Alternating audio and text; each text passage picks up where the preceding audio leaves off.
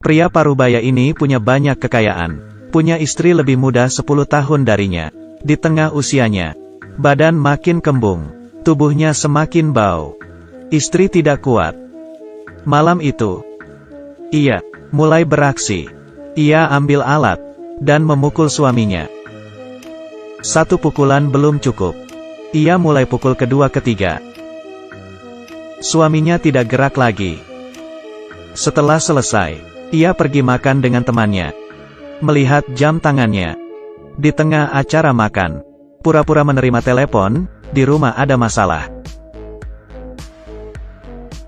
Tunggu sampai rumah baru lapor polisi, seakan-akan ia baru sampai rumah, melihat suaminya terbunuh. Ia pikir rencananya berhasil. Baru sampai rumah, ia kaget. Tubuh suaminya tidak ada. Suaminya pura-pura mati. Ia masih tetap di sana. Saat ia sedang pikir, sebuah tangan dari belakang menyentuhnya. Buat ia kaget. Balik arah, ia kaget. Suaminya ada di sini. Suaminya pun menyapanya.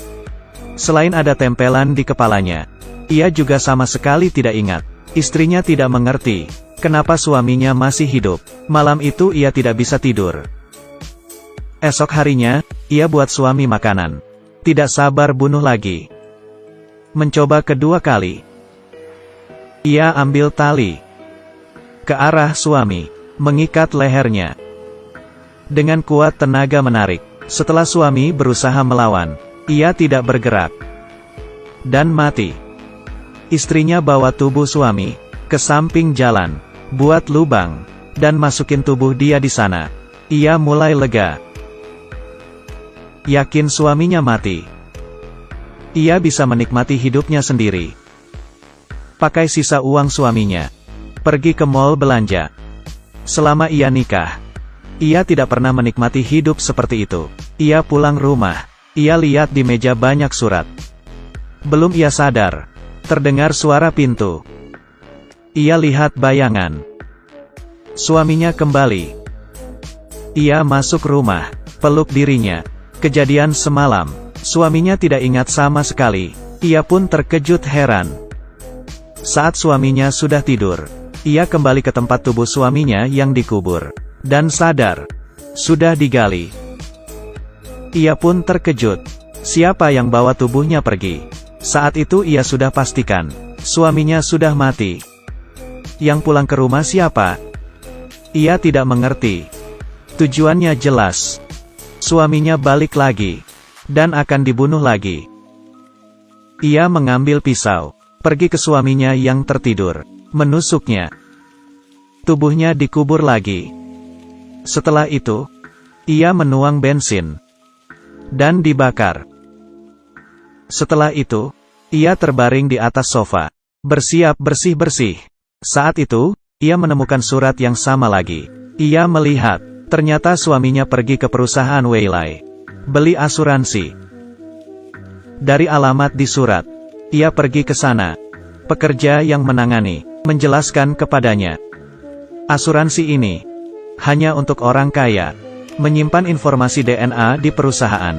Kalau pelanggan mati, perusahaan akan ambil jalan, masukkan ke clone, buat mereka hidup kembali. Tapi pelanggan akan lupa ingatan di beberapa waktu sebelum ia meninggal. Ini alasan kenapa suaminya hidup. Niat awal dari asuransi ini, untuk menghindari anggota keluarga tenggelam dalam kesedihan.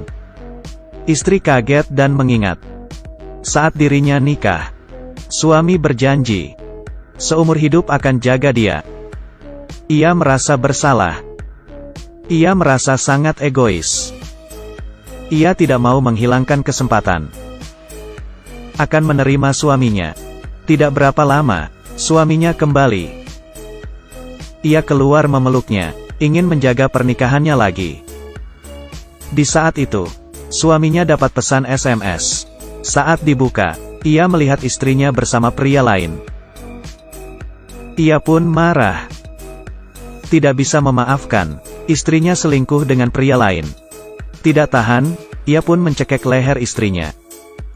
Ia tidak bisa mengendalikannya, dan akhirnya istrinya terbunuh.